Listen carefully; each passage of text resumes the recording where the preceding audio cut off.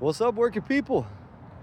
We made it to Wednesday. We're halfway through another work week. This is the crazy life of the working class, where you just try to survive week to week to week just to make it to your days off, to recharge enough batteries to help go work for the man again. That's our cycle, but we're almost there. We're halfway there. Happy Wednesday. All week this week, we are talking about union myths, and we are busting them.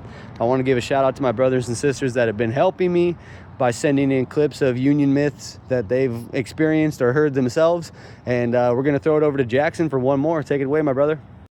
Unions are outdated. There ain't no factory jobs anymore. It's all for the blue collars. All right. Thank you, Jackson. That's a myth that's been going on very, very heavily since we basically offshored all the manufacturing in our country. So for those of you that aren't familiar, factory jobs, those used to be the heart of the middle class in America, right?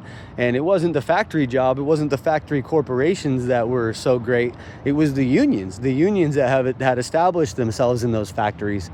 And to break that, to bust that cost on labor, what corporations did, was they convinced us that the right thing to do was to exploit workers in other countries. So you can look through the history of this, look at every political party that's existed. I don't care if you're a Democrat or a Republican, you have used neoliberalism, this free market idea of exploitation of foreign labor for cheap goods here in America. Now that destroyed our manufacturing base. We don't have a manufacturing base. We're trying to rebuild a manufacturing base right now. But it also destroyed a lot of union jobs.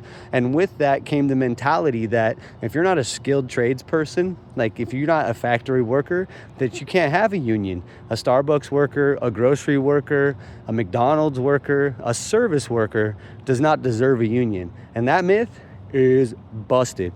All working people deserve unions. All working people deserve a collective voice, so that they aren't viewed as an individual, but collectively as the working class. Our output is what drives this economic engine, our collective output.